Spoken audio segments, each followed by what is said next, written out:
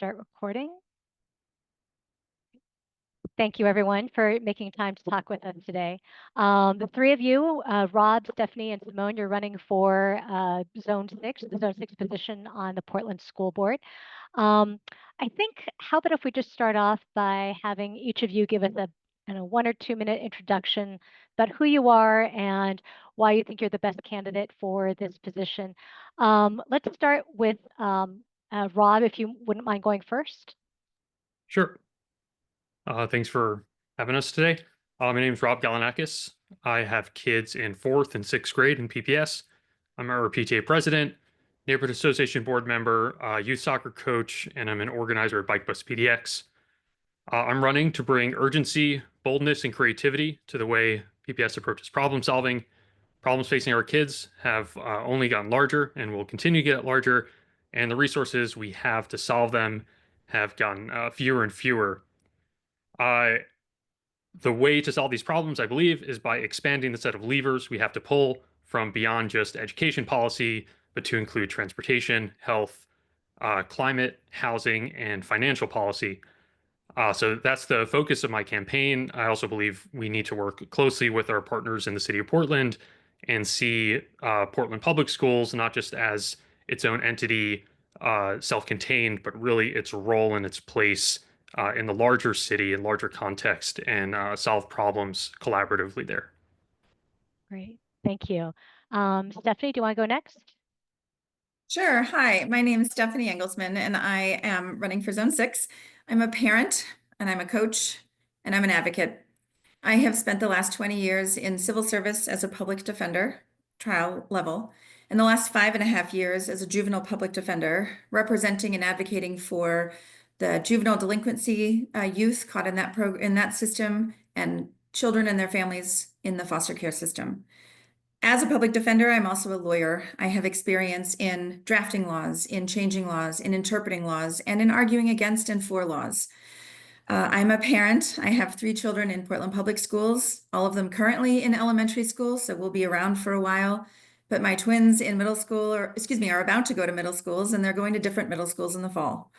I'm a coach. I coach 5th grade soccer. We're in the girls division, but not all of my players identify as such. And we have a full roster of 18, which I'm really proud of because of the statistics of girls staying and remaining in sports. I'm also a coach for Oregon Battle of the Books. I'm very involved in our PTA and sort of behind the scenes as committee chair with a focus on equity. And by that, I mean a coat drive and making sure that our principal always has snacks for kids who don't have that available to them, working with schools, Marshall Clothing Closet, and Grout to make sure that the clothing and coat drive that we do is stocked. I'm very glad to be here and very happy to see Rob and Simone again. Thank you. Great. And Simone, if you can tell us a little bit about yourself. Sure. Yeah. First off, thanks so much for having me. It's an honor to be here alongside 2 great candidates. So my name's Simone Crowe. I use she, her pronouns, and I'm running for PPS School Board Zone 6. And I value authenticity, hard work, community listening, and fighting on behalf of kids' well-being and what's right in our education system. I stand for racial, economic, and social justice in all aspects of education and the school board. I believe in the autonomy of parents while also valuing the collective good and public health. And I think that teachers are one of our society's greatest assets and leaders and should be treated as such. I'm a hard worker. I have a background in community engagement and listening, and I am really passionate and love working alongside most impacted community members and colleagues. And like I said, I'm really values driven. So I have a background in working at nonprofits and more recently, the last 5 years in environmental justice policy organizing, mostly at the state level. I currently consult for disaster resilience at the federal or the national, state, and neighborhood level here in East Portland. And I also just finished massage therapy school, which is why I was a little late to this race. I was finishing up school. So we'll be launching my own business soon. But yeah, really excited to be in this race. Great, thank you very much. We'll just start off with questions and just different people. I'll try to keep it even in terms of who goes first.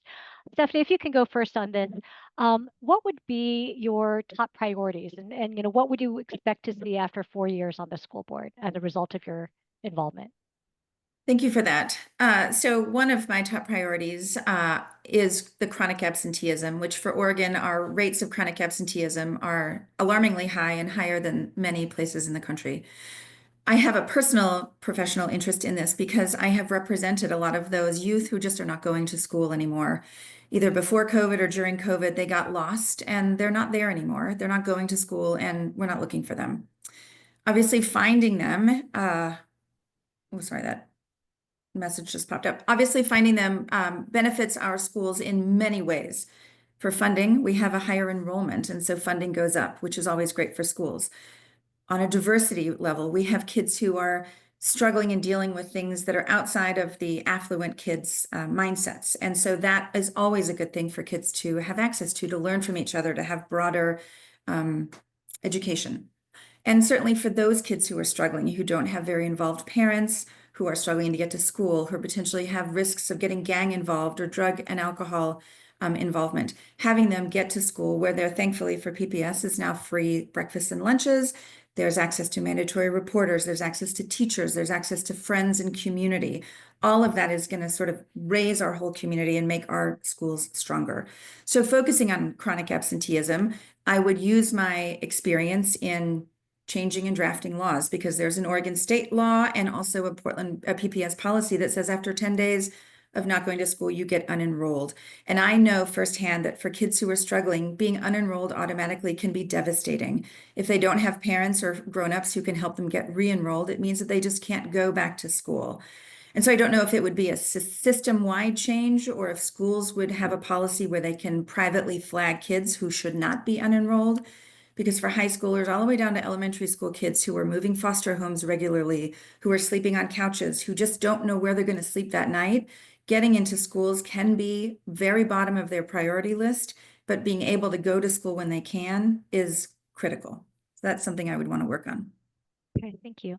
Let me just follow up real quick. And so students are automatically unenrolled after 10 absences? I believe that through our work at Youth Rights and Justice, we have a program, a School Works program, where attorneys work directly with kids in schools and make sure they get the advocacy there.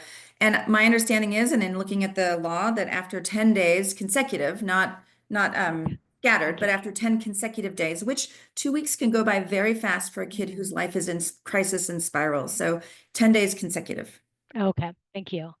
Simone, if you can go next, what is your top priority and how do you think you would work to achieve it on the board? Yeah, it's hard to narrow to one. Is it okay if I say? Sure. Okay.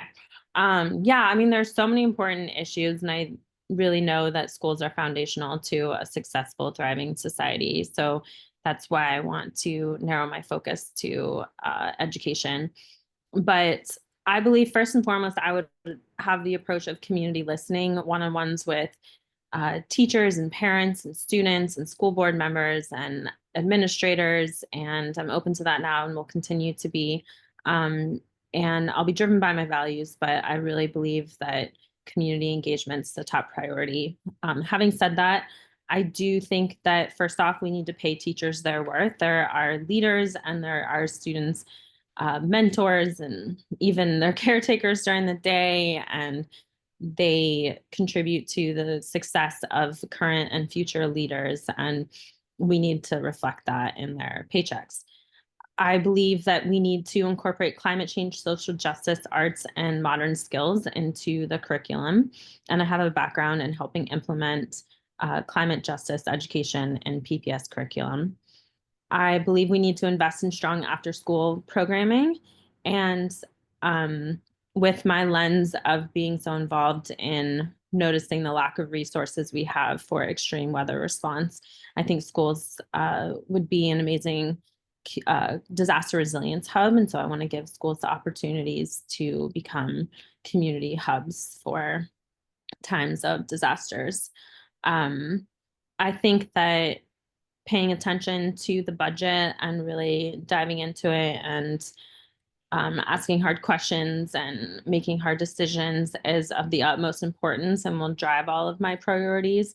And I have a lot of experience working with budgets. I serve on 2 boards right now, and would really love the opportunity to help influence that in collaboration. Great, thank you. And Rob, what would be your top priority or priorities? Sure. I'll give you a general answer and a specific answer. So the general answer is we need to do better with the money we currently spend. It's a bit of a cop-out, but let me show you what I mean there. We spend nationally a pretty average amount on our students, and we get results at the bottom. If we want a mediocre educational system, we should get that for putting in mediocre dollars. I don't believe, as a legislator who's deciding how much money from the general fund to allocate to what, you put $1 in and you get maybe less than $1 out of our current Oregon and public education system. When you're balancing things like behavioral health, mental hospitals, public safety, there's not an easy win. Obviously, everyone believes schools are important. They are super important, but a lot of things that our legislators are balancing are important. Some of them are not so important, but those are easy things to cut. Specifically, what that looks like, a lot of my expertise is in transportation advocacy. I focus on the board in achieving that sort of larger general goal is around establishing a comprehensive safe routes to school network. As a great example here, elementary schools for the 24-25 school year moved to an 8 a.m. start time. We were already at 8 a.m., but a number of other ones moved. Middle schools start at 9:15 a.m., so elementary school super early, middle school super late. I have a kid in elementary, middle school, and it's sort of silly. That was to save a few $1 million on transportation costs.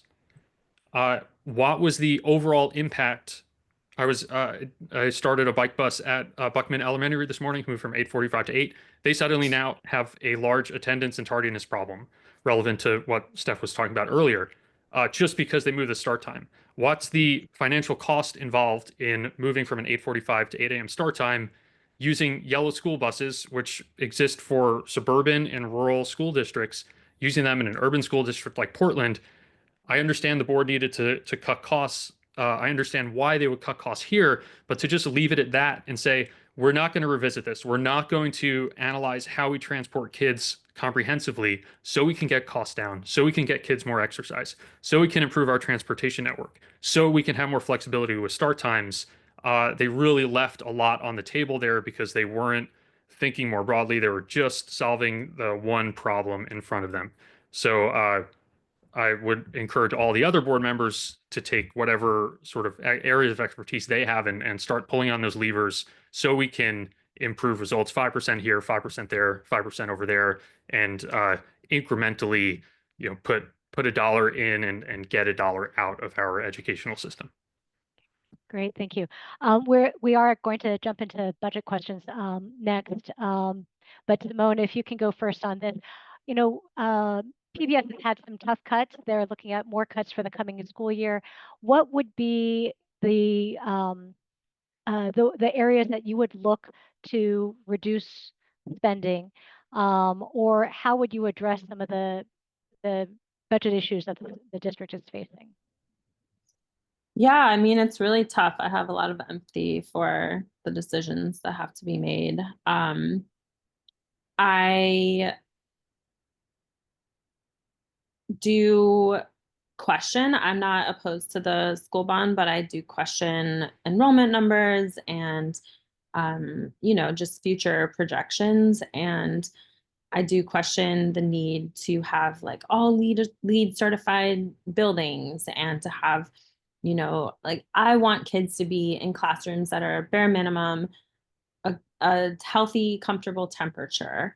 And ideally, these schools, also have beautiful facilities where the kids are excited to be there, and they are energy efficient and maybe have solar panels. But I, to get to your question, I would really look closely at how we're spending money on building upgrades and start there, beyond Well, that, yeah. okay. And just, we will get to the bond, but I guess Okay. I am just curious in terms of like, the operating costs and the ways that the district is currently spending money. Are there things like that you'd be looking at for how to shrink costs or how to reduce spending?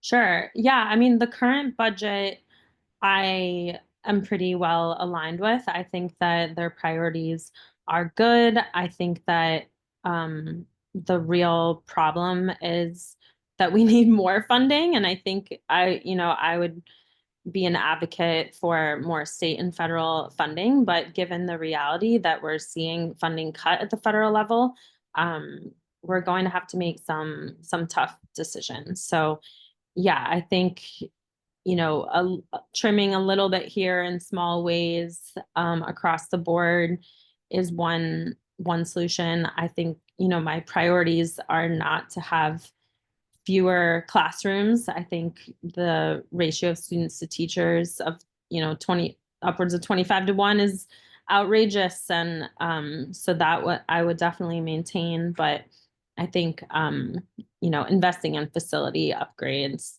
is something I would look towards for the future as opposed to today. Let's see. I think, sorry, Rob, you go first or you go next on this. Basically, you talked a little bit about just questioning some of the spending decisions. What else would you look at for reducing costs for PPS? So we know we need to protect classroom positions, student-facing positions. There's really not much to cut across the board. We've already experienced multiple years of cuts. Cuts coming from anywhere are going to hurt. I think the more time we spend worrying about, is this going to hurt 1 percentage point more than the other points, we're not looking at ways we can make those benefits up in other areas. However, that said, there are some areas where I think we can look at cuts and rethinking how those areas operate. I know firsthand, and we alluded to this in the chit chat before things started, but like PPS facilities, for example, can be extremely gatekeeperish, and so cuts to PPS facilities means longer delays for your projects. But if we cut a department like that deep and say, actually, we need to change how you guys work. It's not just you have fewer employees for the status quo. It's that you don't have enough. You can't continue with what you're doing.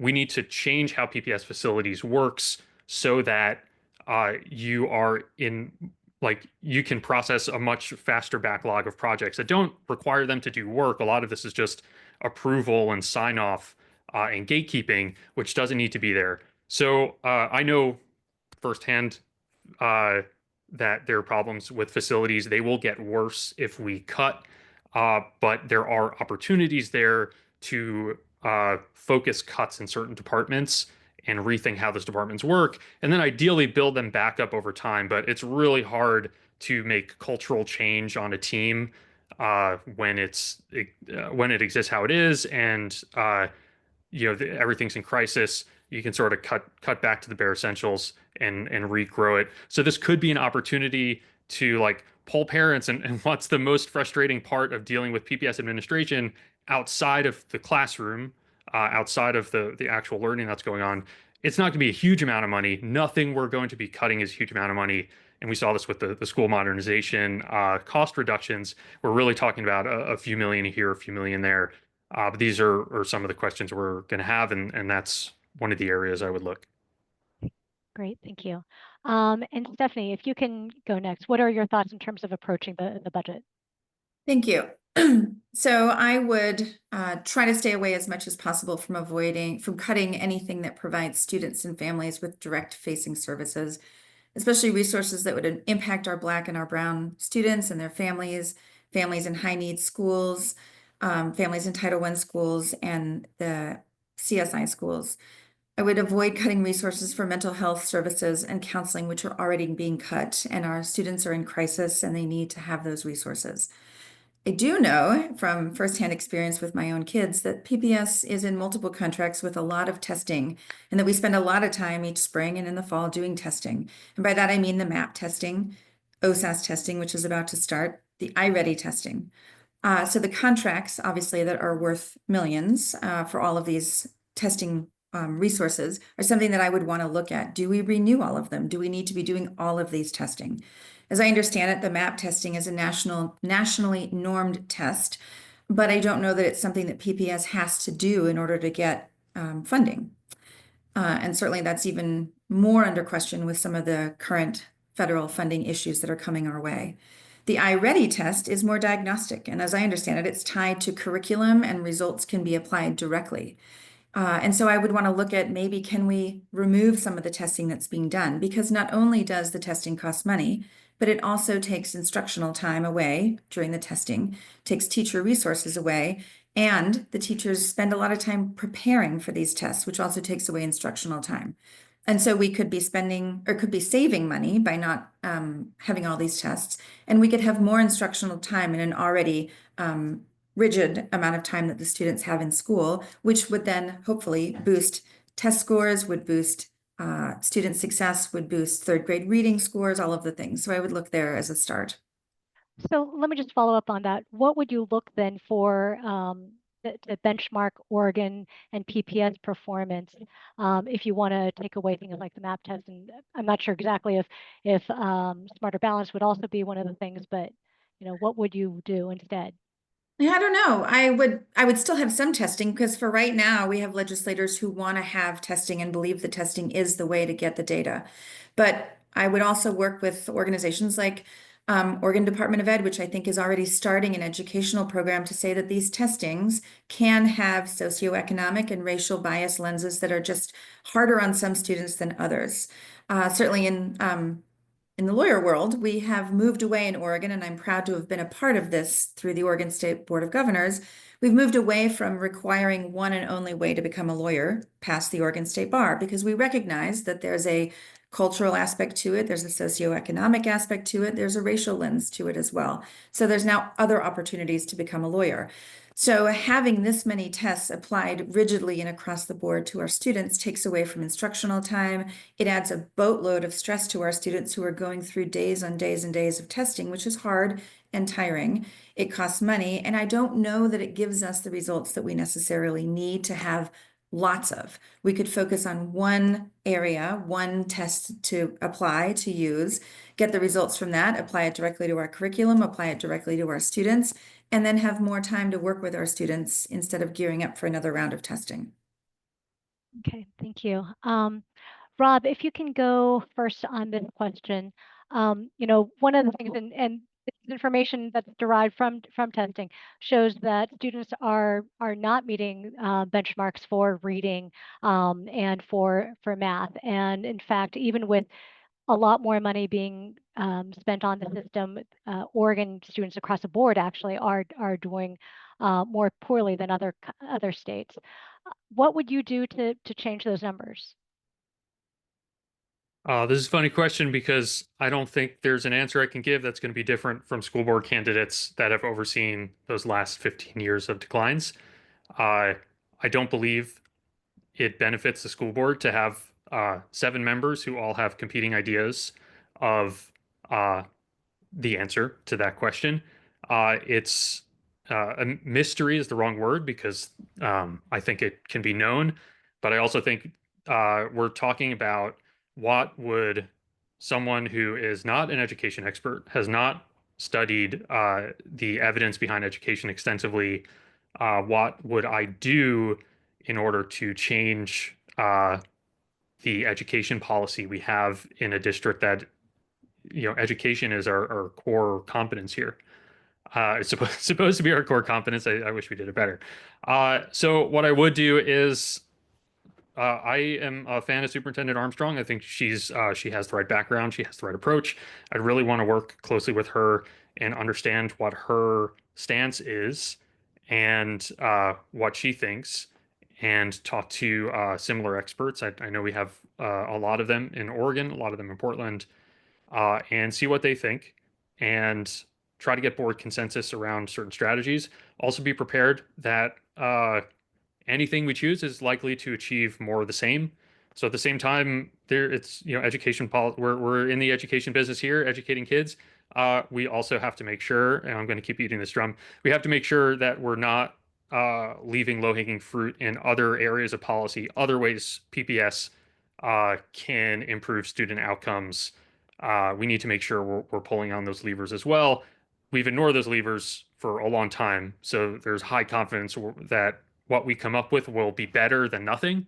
Whereas the really sticky problems you're talking about around education, we've tried so much has failed, and we're not here because of a lack of ideas, and it's something we need to dig into more. So, so what would you say it has been standing in the way of students making more progress?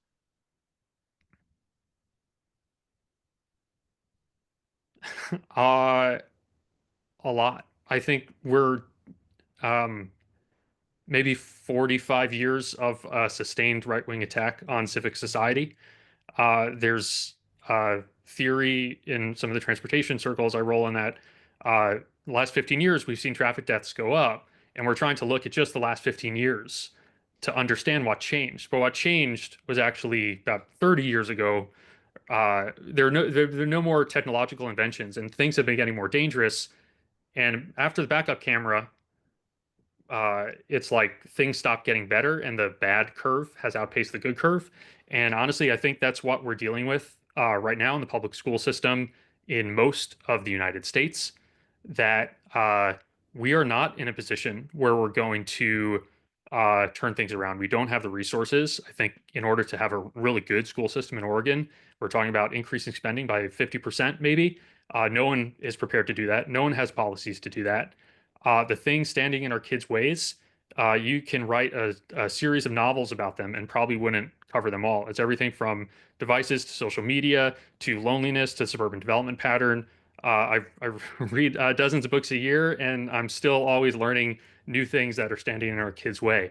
And it's a really unfortunate truth. I wish I had better news, but I think we're in for continued years of subpar performance. And really, my focus is, can we turn a corner? Can we sustain 2% improvement each year? I was in the PPS headquarters, and there's these signs that greet you about all their goals about 5 or 6% growth. We're nowhere near there. It's unrealistic.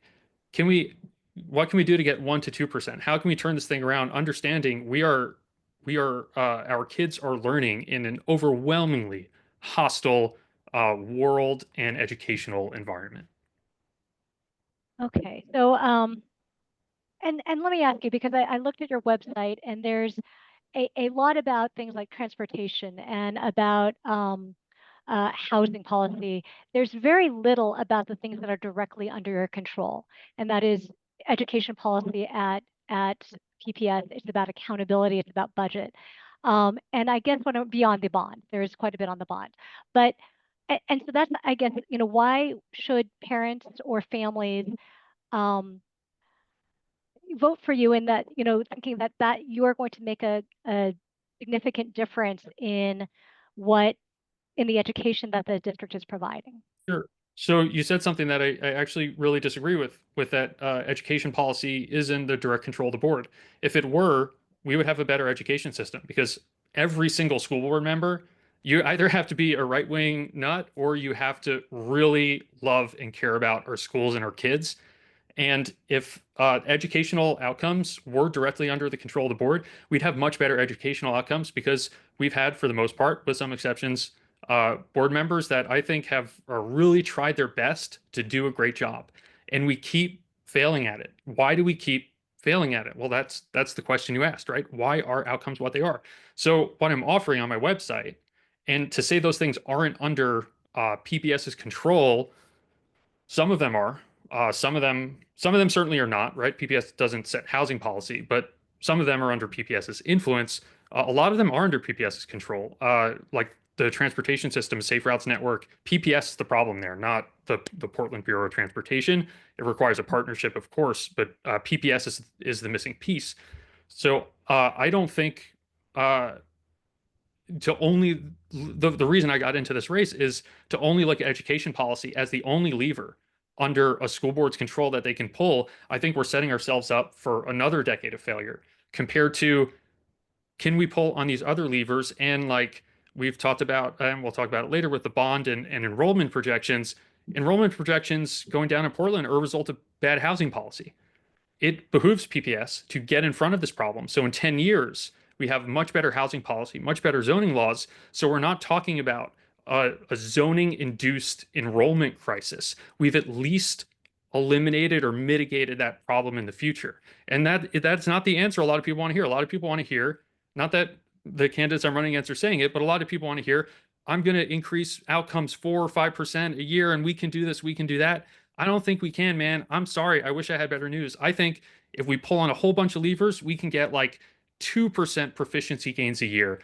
I'm okay with that. I'd rather set realistic goals and achieve those realistic goals and get creative about how we achieve them than tell you and tell voters stories that I don't believe in, that I don't think our school system is ready yet to achieve. I think we will be in the future if we can do the easy stuff, but right now I don't think we're ready to solve those problems.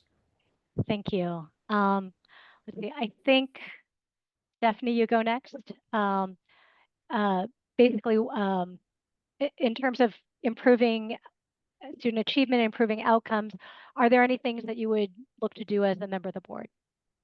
Thank you. I think we can get creative with the resources that we bring into the classrooms. When I got into this race, one of the big issues for me was classroom sizes, and it was coming from a place where my kid's school is at the top with sizes of classrooms, and talking to teachers, very experienced teachers who are tired with having to have 35 fourth and fifth graders in their classrooms. They just cannot work with those students in the way that they want to, in the way that they did in years past when there was federal COVID money coming in.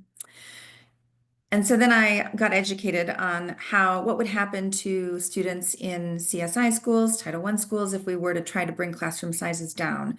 And the equity just isn't there. If my kids had smaller classrooms, that would be terrific, but the equity for students elsewhere who really need smaller classrooms would just vanish. So we get creative. Two of my schools have student teachers in there getting their practicum hours in by helping these experienced teachers. And it's wonderful. The kids have a terrific opportunity to learn from someone with fresh eyes, with fresh energy, someone else in the classroom. Also, bringing in resources to do one-on-one reading and math help, because we know that lots of our students are struggling, whether it's post-COVID, because of COVID, or just as a result of our schools not doing as well as they could be.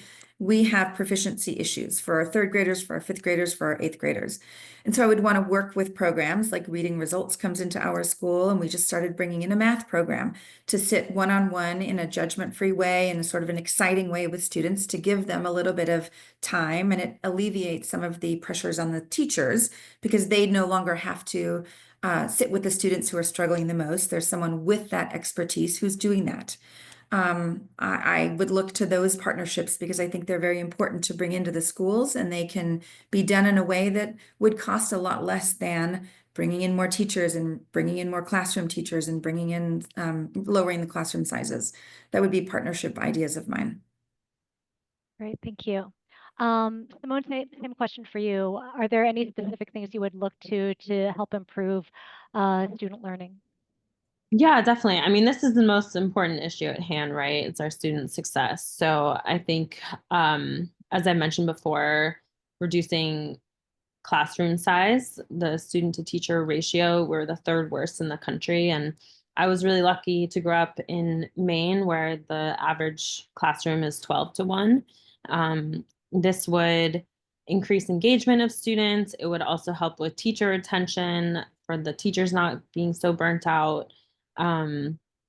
As Stephanie mentioned, focusing on absenteeism and, making small or big fixes to improve attendance would be really important.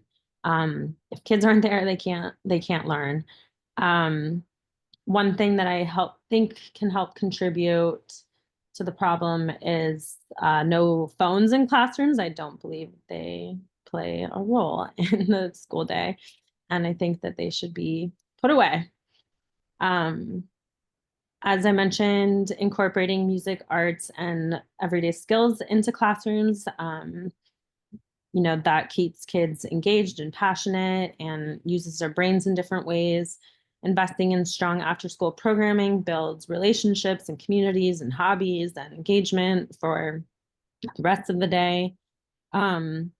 Since COVID, their kids are really struggling to connect with each other and their teachers. And I think mental health counselors are great, but training for teachers to learn about social emotional learning so that kids feel supported as an entire person and can show up as their authentic selves in the classroom will contribute to better learning outcomes. And then to Rob's point, I think that not me and the school board, but other folks in the community and organizations and elected officials need to tackle poverty. I think that is the #1 contributor to educational success. And, I think there are small ways or even big impactful ways we can help on the school board, like making sure that kids have breakfast after the bell and snacks in their backpacks and, healthy meals at school. Excuse me.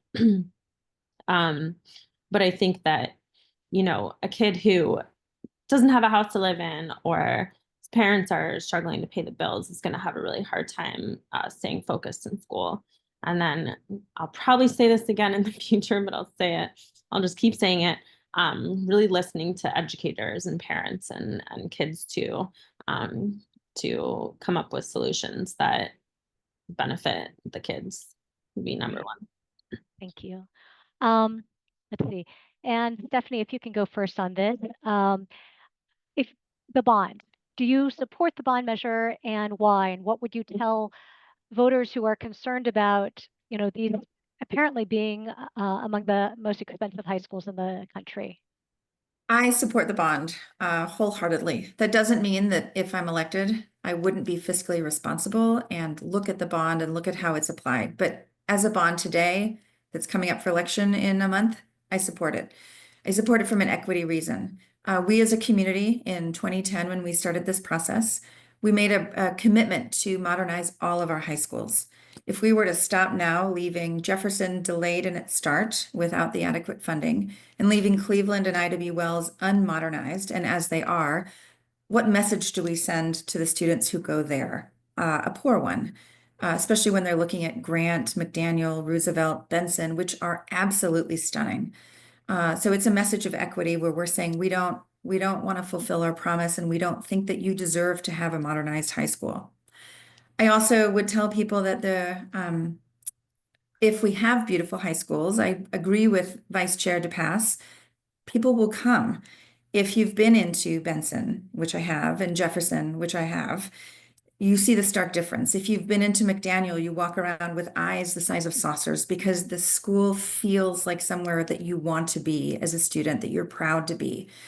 And if parents are looking at where they're sending their students, they're going to feel good about sending them to a beautiful high school that's modernized, that's safe, and that has a lot of opportunities for their students. So then we look at the cost. Why is it so costly? If we were to go out to Beaverton, Hillsborough, or if we were down in Arkansas somewhere, we would have acres upon acres upon acres to build these high schools. We could build simultaneously to the students staying in the old school, and then they would swap over, kind of like they did at Franklin. There'd be lots of places to store all of the materials that are being used. There'd be lots of places for parking for all the contractors who are on site.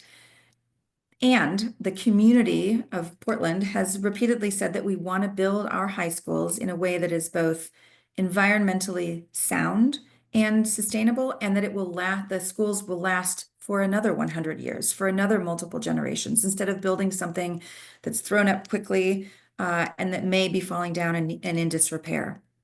And so it's a commitment in all of those ways. Also, the population of Portland has consistently been going up, both the Portland metro area and the city of Portland. And the PSU projections have repeatedly been wrong. They've been smaller than who actually shows up for freshman year in these gorgeous new high schools. And so I believe that if we build these high schools and we follow through with this commitment and we renew this bond, which is not a new tax at all, it's a renewal, then our students and our communities will thrive because everyone will feel great. And the elementary and middle schools that need a lot of assistance right now with repairs will get the funding to do that as well, which is very critical for our elementary and middle school students. Thank you. Simone, same question for you. Do you support the bond, and what would you tell voters about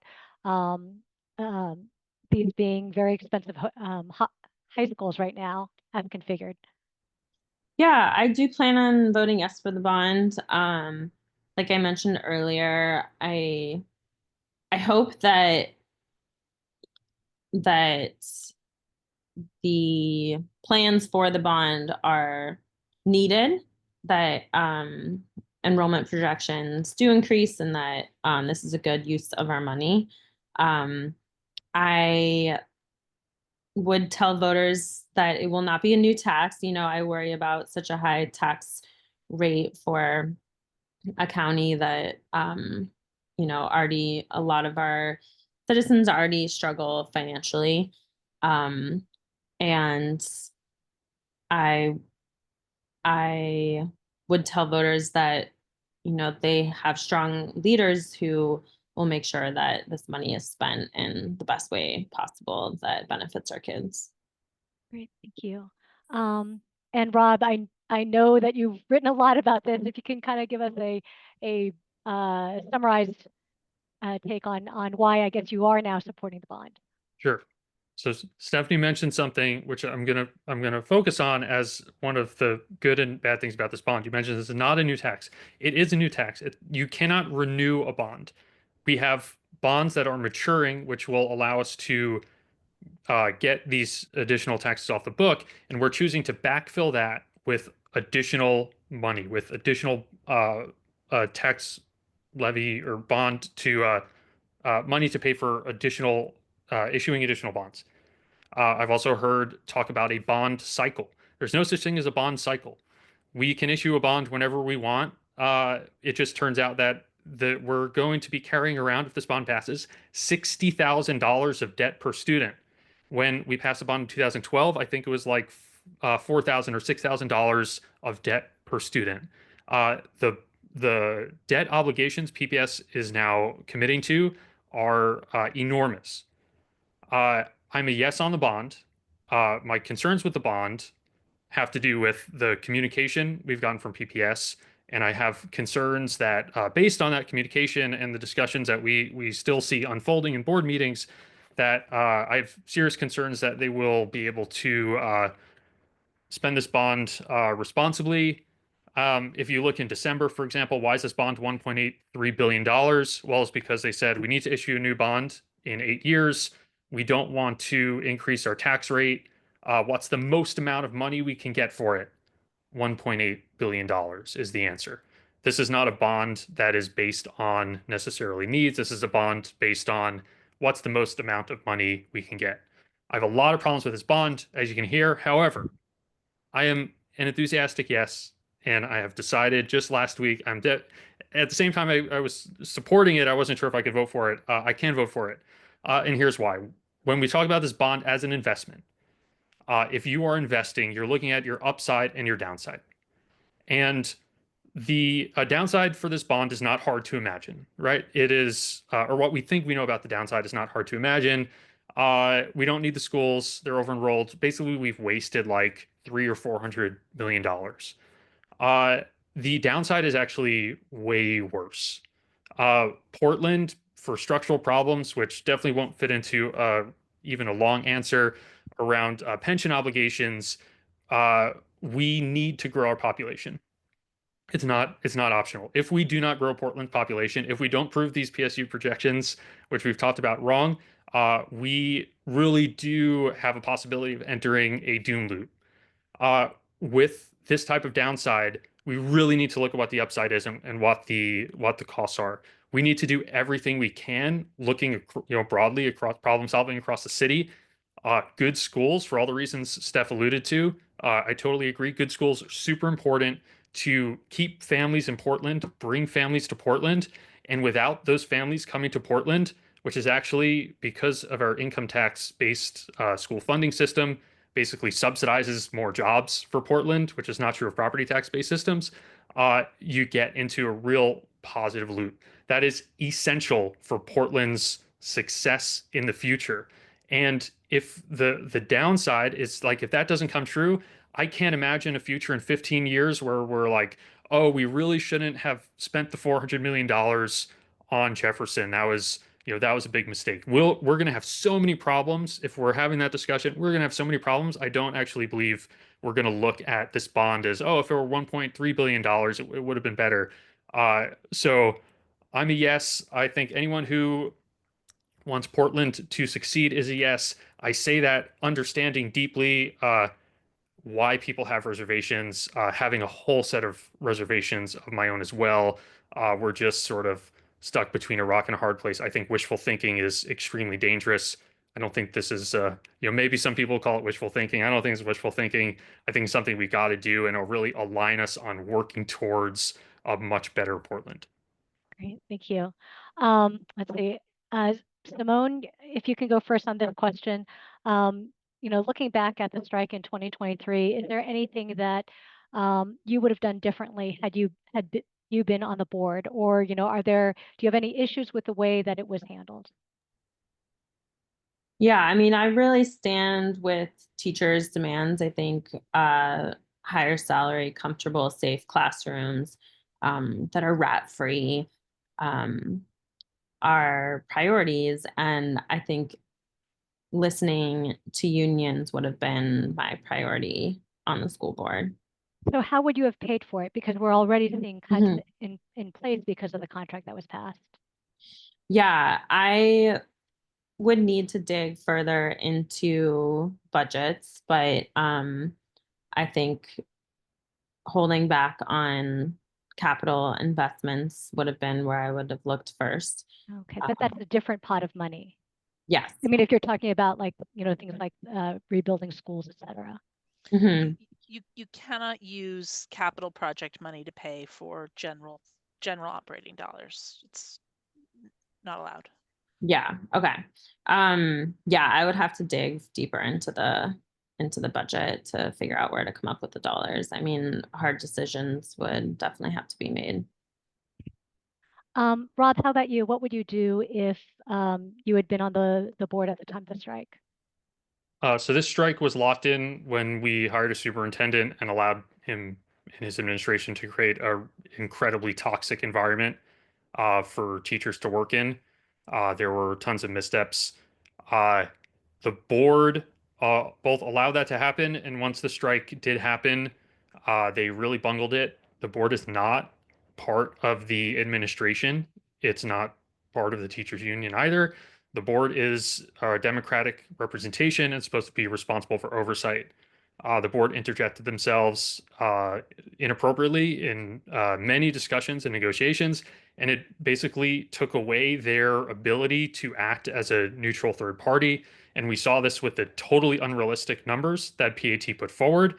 My understanding is they put it forward in good faith, and they screwed up. The numbers ended up not being realistic, but they weren't going to listen. They certainly weren't going to listen to a superintendent that they were striking against.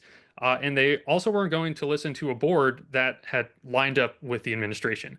And it meant we needed to wait weeks to get the governor involved. The city didn't even want to touch it. We had to wait weeks to get the governor involved. That should have been the board's job, and they needed to have the moral authority to be in the discussion in that way. And they lost that moral authority. And at that point, there's no magic wand we can wave to say settle and do these things.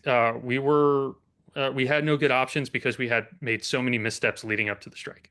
So you're saying that even though the board is responsible for the budget, they have oversight of the budget, that they should not be involved in discussions that directly impact that budget? Oh, they certainly should. But a lot of these things, I had to talk to a lot of school board members who were there because it was incomprehensible to me from the outside what happened. My point mostly with that is the school board does not need to line up against teachers. One of the examples I put, or against unions, one of the examples I put forward is in December of 2024, the American Federation of state, municipal, and county employees was threatening a strike, and Ted Wheeler's administration was threatening to sue them for unfair labor practices. And there was going to be this everything Okay, was so coming that's to the an city end. of Portland, which The is city of, separate. yeah, but my point is, we look at this as like, administration, like municipal systems, there's the same tension between labor and management that exists in the private industry, and there isn't. Our budget, we don't have owners of capital trying to extract a premium. We just have the budget, and we need to figure out how to all get along in the context of that budget. When you have an administration like the previous board or like the Wheeler administration that sees themselves as part of management instead of democratic representations of the people, they line up as management would, and then unions do what unions do, which is going to be flex their muscle and strike. Instead, in January 2025, you had counselors from the new city council participate in a practice picket with AFSCME, and they came to an agreement. They said, okay, we don't have to go on strike. This is dumb to go on strike. Why are we hurting ourselves? That's the type of leadership that the board should have showed to resolve these problems. Okay. Thank you. Stephanie, same question for you. What would you have done differently had you been on the board? So I want to start out by saying I think it's really easy to apply hindsight 2020 at this point. But at the time, for the first time in PPS history, our teachers were feeling like they had to resort to a strike. And anyone who's been out on the picket line, which I know Rob was, I was, with those teachers who would prefer to be in the classroom with their beloved students, doing what they have gone to school to do. In rainy, cold November, it's not their first choice. And so that our teachers were pushed so far to take that position says a lot. So I don't want to apply the 2020 hindsight and say, damn you teachers, you shouldn't have done this. Because at the time, to Rob's point, they did not feel supported by their superintendent, by their district, and they felt like they had no other choice. I'm glad that that board finally relieved our former superintendent of his role and has found, for what I can see so far, a superintendent who is very involved, who is a PPS parent herself, who is on the ground, who is working with the community to rebuild relationships between the community and her office, to rebuild relationships with the teachers union, which I think says a lot for how she is managing this district, which would rebuild relationships with the teachers. And so I suppose if I were on that board, I would have started listening to the bubbles that were in the pond much sooner, and expecting the superintendent and his district to be listening as well, and to be sitting down to have community listening sessions with teachers, with the union, with the parents, with everybody involved in the community, instead of just waiting too long and it going too far. And to Rob's point, when people start flexing their muscles, it's hard to step back because people get defensive and they feel like their backs are against the wall. So the board needs to be out and about. It needs to be, and I would like to be a board member who is still going into schools regularly, and not just talking to principals, but talking to para-educators, talking to students if they want to talk to their PPS board member, and I think that many of them would, talking to community members, from the electricians down the street to bank members to parents to teachers who live in their communities, to hear what issues are coming up. And I'll close on saying, in my profession as a lawyer in court, there have been studies and research and trainings on how, when people going into court feel heard in court and they feel like they had their day and they were listened to, even if the outcome by the judge is not one that they were hoping for, they trust and they feel the system was transparent and works better because they felt heard.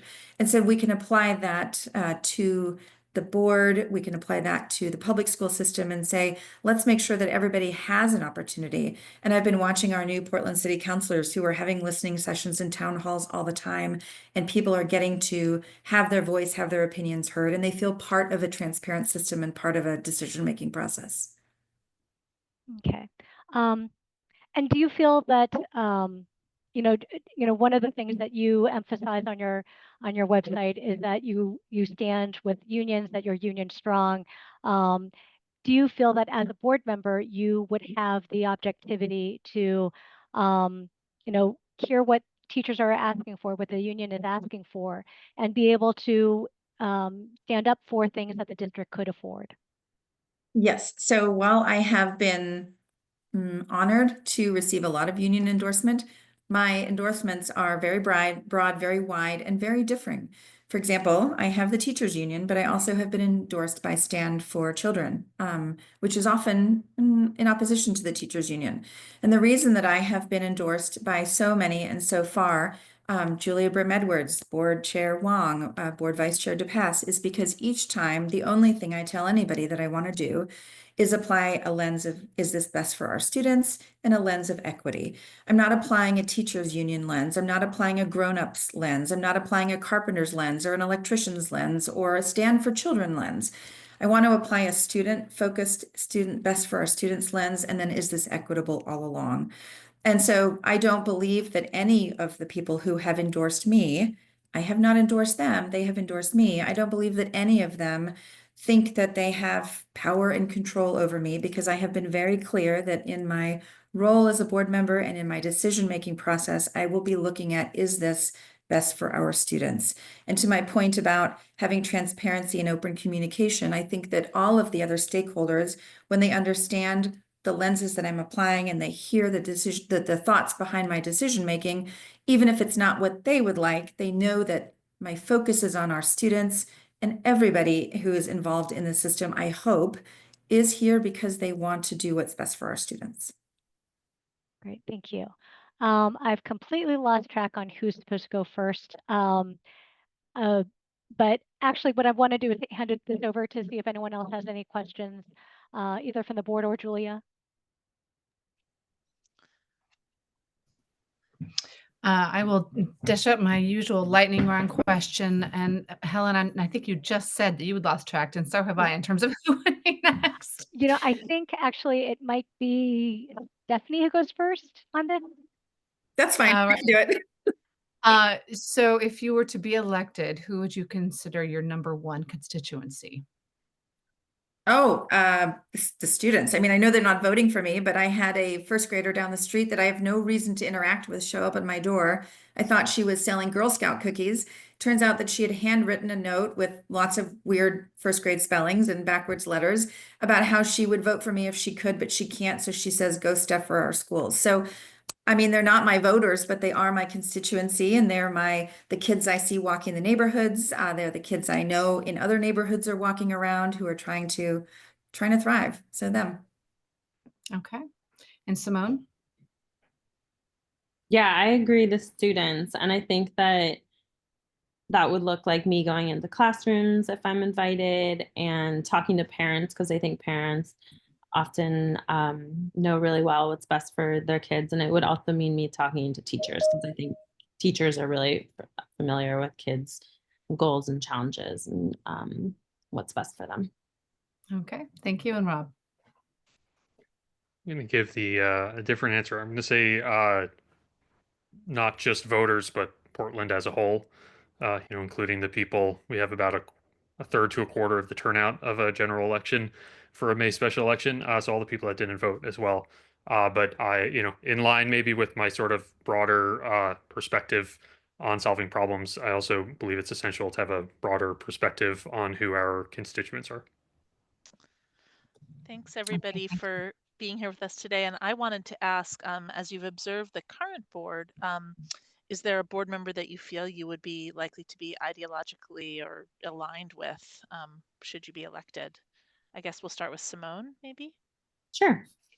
I have worked quite a bit with Michelle DePass, and we have similar values around climate justice and putting kids first. And I think that she's a really strong fighter and hard worker, and really sharp. And I definitely, she's been mentoring me in this process, and I would continue to look to her, and definitely look forward to getting to know other board members as well. Great. And Rob? Chair Eddie Wang, he spent 20 hours. I'd probably still be against the bond if not for Eddie, and going through so many details and tirelessly answering questions and being a great salesperson for it in an authentic way. I've also worked with Michelle. She's great, but definitely I align with Eddie, I would say. Thank you. That's interesting. And Stephanie? Thank you. So for the other two board members that were just mentioned, I wouldn't be not aligned with them, but I think my skills as a lawyer and one who has spent decades reading thousands of pages of discovery, some of which is very dry and very long and given to me at the last minute, I would emulate what I've seen Julia Brim-Edwards do, which is show up, always be prepared, always ready to ask the hard questions, and always demand of the district and of the parties in front of her to give her answers. Whether she gets them is outside of her control, but that she's asking the questions shows that she is there, that she's doing the hard work, and that would be something that I would want to make sure that that does not get lost on the board. Thank you. Great. Thank you all very much. I think what we'll do is just ask each of you to give some final thoughts in terms of why you think voters should vote for you. And how about if we just kind of go in the same order as we started? So Rob first, then Stephanie, and then Simone. I've already spoken for so much and said so much. If your mind's not made up this far in, I don't know what else to tell you. So I'll pass to the next one. Thank you. I would just ask voters to vote for me. I believe that I have the heart, the intellect, and the skills to bring to the board at a time where we're in crisis, and that I'm going to apply the right lenses and keep our students first. And I'm just really grateful to be here. Thank you for leading this, and thank you to Rob and Simone for being in this with me. And Simone. Yeah, I would ask voters to vote for me. I have a strong track record of building trust in the community, working hard to manage projects and budgets and make tough decisions. And I've collaborated with a broad range of diverse communities. And I always start off by listening and literally have a degree in community engaged policy design, and so would bring that to this position. I think what's going on with divestments at the federal level, we now more than ever need to take a stand for our children. And when we prioritize our kids, we help our democracy, our economy, and our culture. So say it just one last time, I'm here to talk and listen to anyone. And vote for me and vote for our kids' well-being, success, so that all Portlanders can thrive. Great. Thank you all for making time. This was a really good conversation. We appreciate it. We should be coming out with our endorsement probably actually towards the end of the month. Might be Sunday, might be a few days after that, but thank you very much. Thank you all so much. Really appreciate the time. you. And